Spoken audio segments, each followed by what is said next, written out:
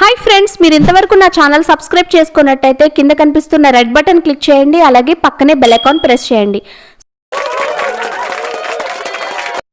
Hi friends, నమస్తే అండి. Welcome to my channel my home my world.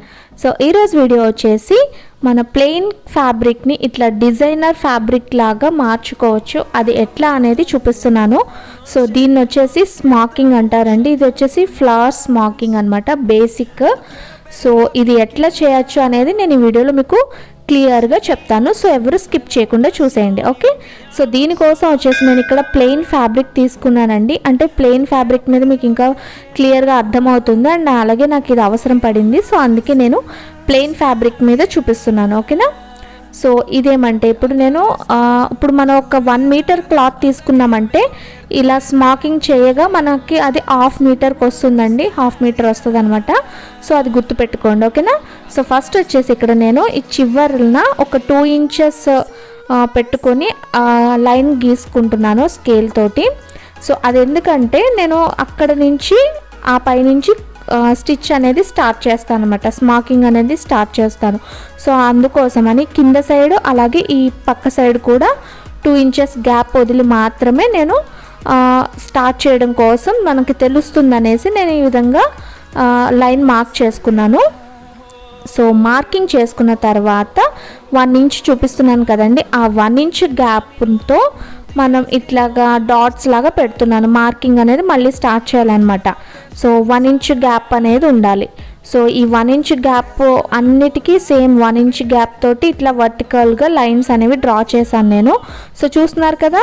So నేను ముందు 1 ఇంచ్ పెట్టాను, అలాగే నెక్స్ట్ లైన్కి కూడా 1 ఇంచ్ గ్యాప్ అనేది ఉండాలి.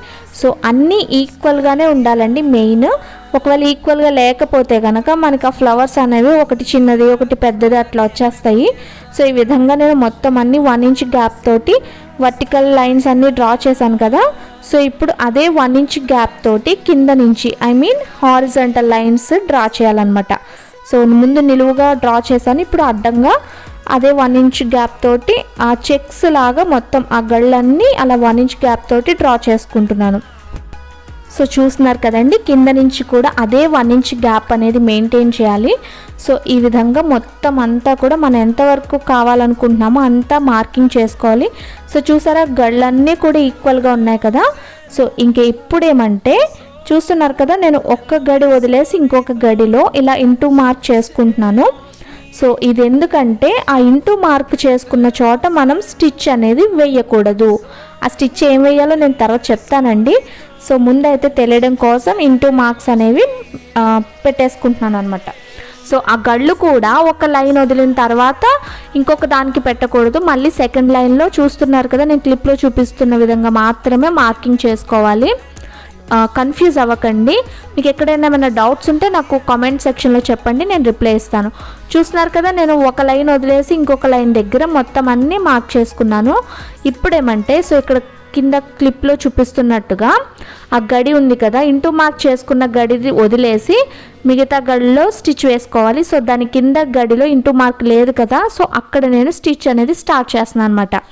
ఈ 4 కార్నర్స్ ఉన్నాయి కదండి చెక్స్ బాక్స్కి. సో ఆ 4 కార్నర్స్లో ఈ విధంగా స్టిచ్ అనేది వేయడం స్టార్ట్ చేశాను. సో ఇక్కడ నుంచి మళ్ళీ ఇటు సైడ్ కూడా నేను అదే సూదితో స్టిచ్ అనేది స్టార్ట్ చేస్తున్నాను. సో చూస్తున్నారు కదండి, క్లిప్లో చూపించిన విధంగా 4 మూలల సైడ్ కూడా అలా స్టిచ్ అనేది వేసేసుకోవాలి. మీరు దగ్గరగా టైట్ చేసి వేయాల్సిన అవసరం లేదు, మనకు ఆ దారం అనేది లూజ్గానే ఉండాలి. సో ఈ విధంగా వేసిన తర్వాత మొత్తం ఆ దారాన్ని జస్ట్ అలా చేత్తో పట్టుకుని అట్లా ముందుకు లాగేమంటే కనుక అది అలా దగ్గరికి ముడుచుకున్నట్టు వస్తుంది. చూస్తున్నారు కదండి.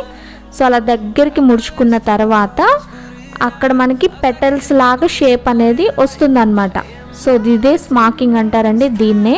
సో ఆ విధంగా వచ్చిన తర్వాత ఆ దారాన్ని కాస్త టైట్ చేసుకుని అక్కడ మనం ఒక నాట్ పెట్టేయాలి, ముడి వేసేయాలి.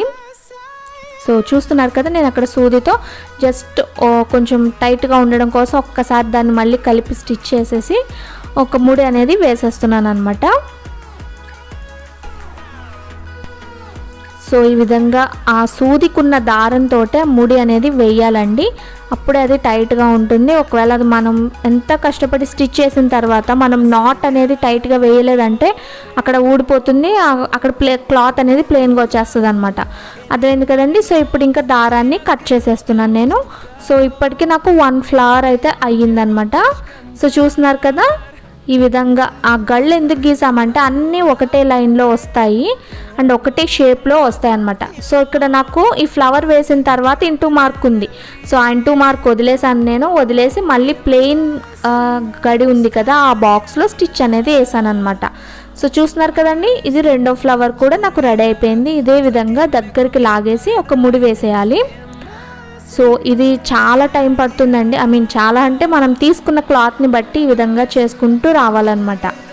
సో చూసారు కదా, మధ్యలో మనకు అక్కడ లోపలికి క్లాత్ వెళ్ళిపోయింది అనుకుంటున్నారేమో. మనం వేలు పెట్టి కింద నుంచి పుష్ చేసామంటే ఆ క్లాత్ అనేది పైకి వచ్చేస్తుందండి. సో అది ఫ్లవర్ పెటల్స్ లాగా సెట్ అయిపోతుంది. మీరు క్లాత్ అలా ఉండిపోతుందేమో అనుకోకర్లేదు. జస్ట్ మనం అట్లా ఫింగర్ తోటి పుష్ చేసామంటే పైకి ఈజీగా వచ్చేస్తుంది. సో చూసారు కదండి, ఫస్ట్ లైన్లో 3 ఫ్లవర్స్ పెటల్స్ అనేవి వేసాను. సో అలా వరుసగా ఒకదాని తర్వాత ఒకటి వరుసగా వస్తాయండి. ఆ ఇంటూ మార్క్ ఉన్న దాంట్లో మాత్రం స్టిచ్ అనేది వేయకూడదు, ప్లెయిన్ ఉన్న దాంట్లోనే వేయాలి. ఓకే, సో ఇప్పుడు ఇటు సైడ్ కూడా చూపిస్తున్నానండి. ఇక్కడ ఉన్నది కదా, మనం ఇంటూ మార్క్స్కున్న గడి పక్కన ఆ లైన్ అనేది వదిలేయాలి. ఆ బాక్సెస్లో ఏం వేయకూడదు, అవి అట్లా వదిలేయాలి. ఎందుకంటే మనం దానికి ఫ్లవర్కి కావాల్సినంత గ్యాప్ అనేది ఇవ్వాలన్నమాట. సో చూపిస్తాను మీకు. సో ఇప్పుడు నెక్స్ట్ ఇంకొకటి ఉంది కదా, దాంట్లో నేను స్టిచ్ అనేది వేస్తున్నాను. సేమ్ అదే విధంగా 4 కార్నర్స్లోనూ స్టిచ్ వేసుకుని ముందుకు గట్టిగా లాగామంటే అది దగ్గరికి ముడిచిపోతుందండి. ఫ్లవర్ పెటల్స్ అనేవి ఈజీగా వచ్చేస్తాయి. సో ఇంకా నేను నాట్ వేసేసి కట్ చేసేసుకోవడం అంతే ఆ దారం అనేది. ఓకేనా. సో ఇంక ఇప్పుడు అది కూడా అయిపోయిందండి నాకు. సో కట్ చేస్తున్నాను దారము. సో ఇది ఎవరైనా కానీ చేతి పని అది చేసే వాళ్ళకైతే కొంచెం పర్వాలేదండి, అలవాటు ఉంటుంది. అంటే ఒకటేసారి వేయలేమండి, చాలా టైం తీసుకోవాలి. ఎందుకంటే కొంచెం మెడ నొప్పి, నడుము నొప్పి అట్లాంటివి వచ్చేస్తాయి. సో అందుకే కొంచెం ఆగి చూసుకునైనా చేసుకోవచ్చండి వర్క్ అనేది. సో చూసారు కదా, ఇట్లా మొత్తం ఫస్ట్ అంతా తెలియదు కానీ మొత్తం అన్ని స్టిచ్ చేసిన తర్వాత చాలా లుక్ అయితే చాలా బాగుంటుందండి. సో ఆ మధ్యలో పూసలు కూడా మనం స్టిచ్ చేసుకోవచ్చు, బీడ్స్.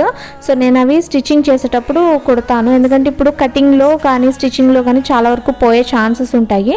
సో అందుకే నేను ఇప్పుడు చేయట్లేదండి. సో ఇప్పుడు చూసారా, సగం వరకు చేశాను. ఇంకా నాకు కావాల్సినంత చేసుకుంటాను. సో చూసారా, ఇక్కడ నాకు కావాల్సినంత ఐటమ్ది చేసేసాను అనమాట. సో ఇది బ్యాక్ సైడ్ ఏమో ఈ విధంగా ఉంటుంది. సో ఎట్లయినా యూజ్ చేసుకోవచ్చు. మనం అటువైపు ఫ్లవర్స్ వైపు కావాలంటే అట్లా పెట్టుకోవచ్చు, లేదంటే బ్యాక్ సైడ్ ఈ విధంగా ఉంటుంది, ఇలా అయినా యూజ్ చేసుకోవచ్చు. చూసారు కదండి, మరి ఈ వీడియో మీకు అర్థమైంది అనుకుంటున్నాను. ఎవరికైనా అర్థం కాకపోతే నాకు కామెంట్ సెక్షన్లో చెప్పండి. అండ్ మీకు నచ్చితే ప్లీజ్ తప్పకుండా నా ఛానల్ సబ్స్క్రైబ్ చేసుకోండి, పక్కనే బెల్ ఐకాన్ ప్రెస్ చేయండి. Thank you for watching. Bye bye. మళ్ళీ ఇంకో మంచి వీడియోలో మిమ్మల్ని కలుస్తాను.